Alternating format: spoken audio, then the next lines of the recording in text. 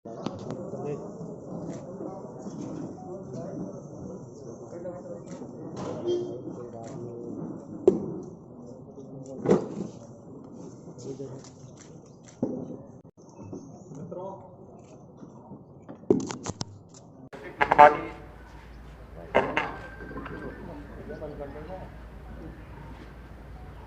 नेतृत्व में पूरा देश लड़ रहा है।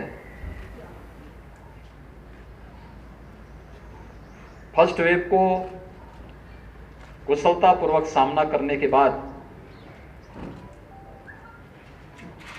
अचानक सेकेंड वेव का जो प्रहार हुआ,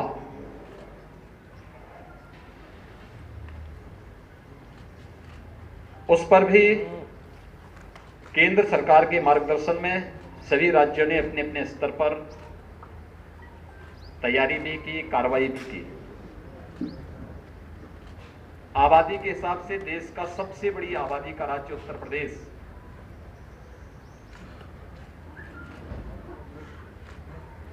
इस पूरी लड़ाई में पूरी मजबूती के साथ अपनी कार्रवाई को आगे बढ़ाया है। प्रदेश के अंदर और प्रदेश के बारे में जो आशंकाएं थी कि सेकेंड वेव में प्रदेश शासन, प्रशासन, हेल्थ वर्कर, कोरोना वॉरियर्स, जनप्रतिनिधिगण और जनता जनार्दन ने मिलकर के निर्मूल साबित किया है। प्रदेश के अंदर अगर हम देखें तो सबसे अधिक पॉजिटिव केस आए थे 24 अप्रैल को 38,055। अप्रैल के अंतिम सप्ताह में अगर हम देखें तो हमारी पॉजिटिविटी रेट ज्यादा थी, रिकवरी कम थी। 30 अप्रैल तक पहुंचते पहुंचते प्रदेश के अंदर एक्टिव केस की संख्या 3,10,000 हो गई है। और मुझे आप सबको आज अवगत कराते हुए प्रसन्नता है कि लगातार में गिरावट आई है। जो पॉजिटिविटी रेट प्रदेश के अंदर एक समय में लगभग 16.5% थी, आज वह घट करके पूरे प्रदेश के अंदर हम देखें तो ये लगभग 3.5% के आसपास रह गई है। एक्टिव केस जो 30 अप्रैल को 3,10,000 थे, वह अब प्रदेश में केवल 1,49,000 मात्र रह गए हैं। यानी 1,61,000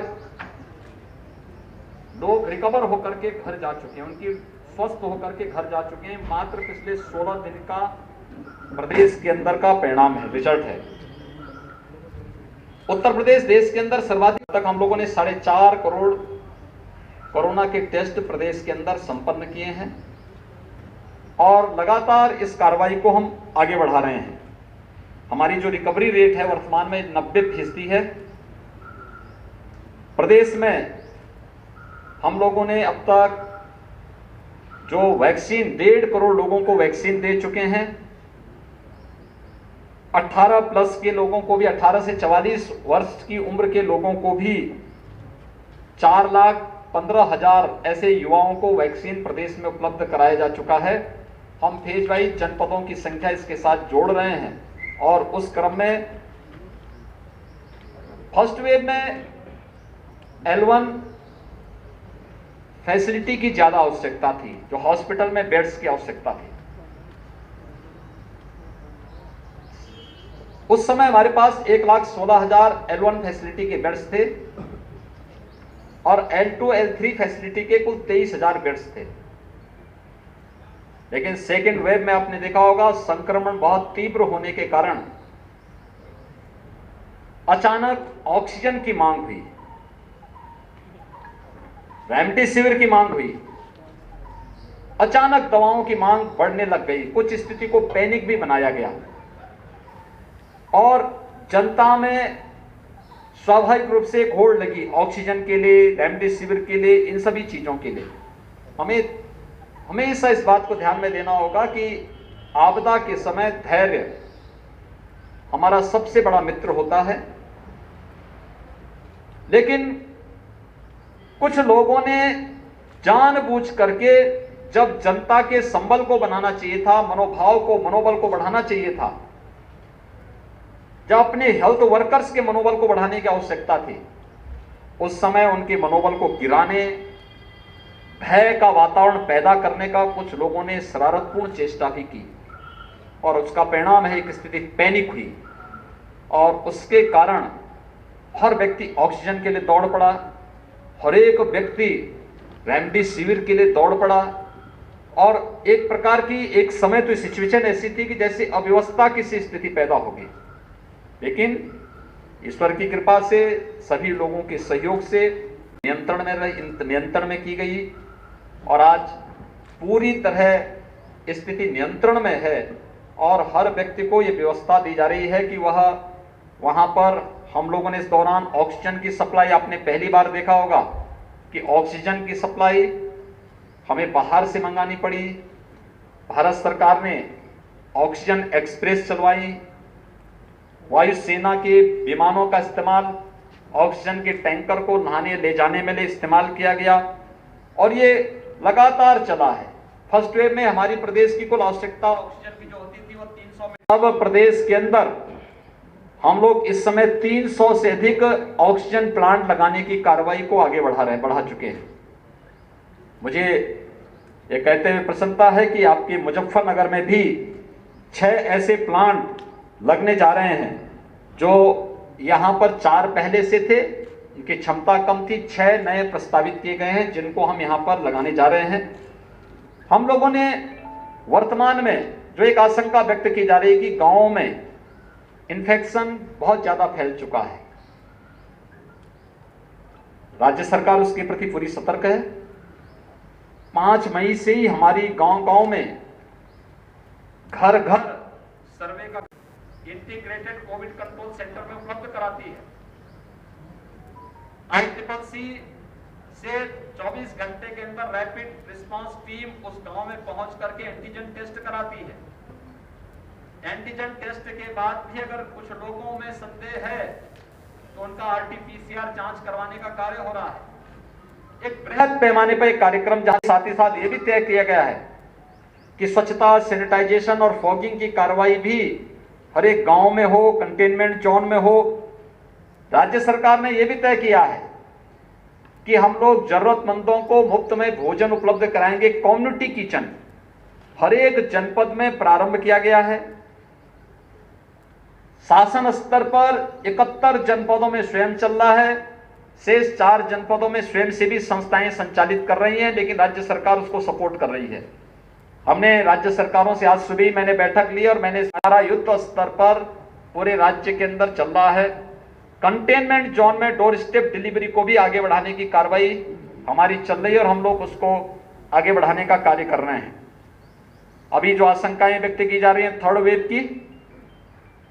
थर्ड वेव के प्रति हम लोग पूरी तरह सतर्क हैं और हर जनपद को कहा गया है अभी से थर्ड वेव के बारे में आशंका है कि बच्चों पे ज्यादा बच्चे इससे संक्रमित हो सकते हैं।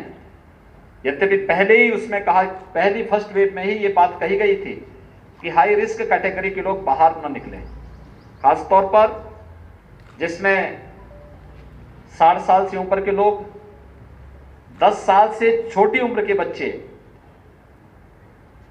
गर्भवती महिलाएं, कम इम्यूनिटी के लोग, कमजोर इम्यूनिटी के लोग और एक या एक से अधिक बीमारी से ग्रसित कोई भी व्यक्ति ये घर के बाहर न निकले, घर में भी मास्क धारण करें।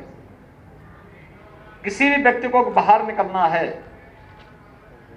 जो शेष अन्य लोग हैं, आवश्यक कार्य से बाहर निकलना हो तो मास्क जरूर पहने और 2 गज की दूरी का जरूर पालन करें।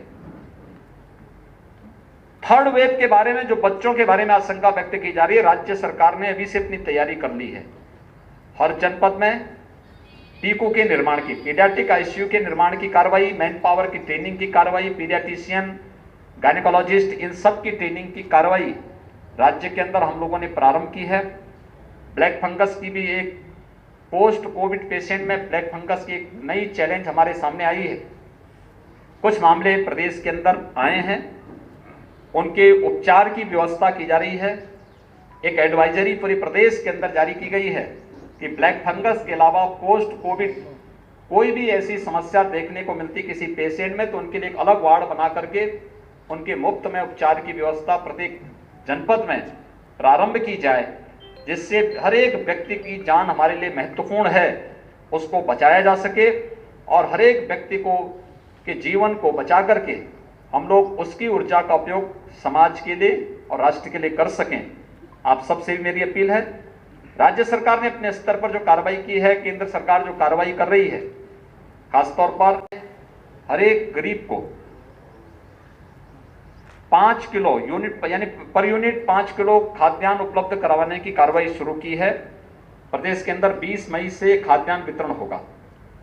राज्य सरकार ने जून, जुलाई, अगस्त 3 महीने के लिए हर पात्र गृहस्थी और अंत्योदय कार्ड धारक के साथ साथ हर जरूरतमंद को खाद्यान्न उपलब्ध करवाने, निःशुल्क खाद्यान्न उपलब्ध कराने की कार्रवाई को अपनी मंजूरी दी है।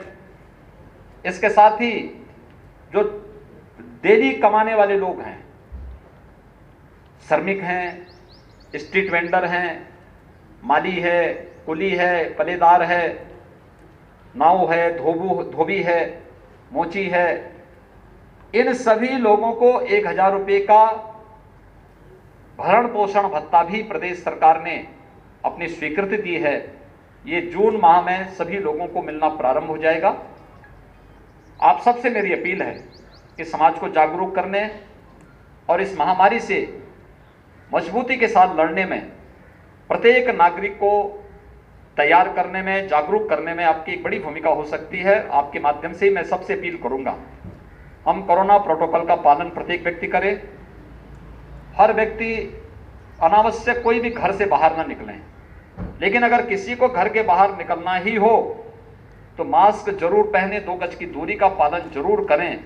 अगर कोरोना के इस प्रोटोकॉल का पालन हर व्यक्ति करता है तो कोरोना के खिलाफ देश की लड़ाई को विजयी बनने में बहुत देर नहीं लगेगी और इस महामारी से, इस सदी की सबसे बड़ी महामारी से हम सफलतापूर्वक विजयी बनने में हमें सफलता प्राप्त होगी। धन्यवाद जी। इंडिया प्लस न्यूज, सिर्फ वही जो सही।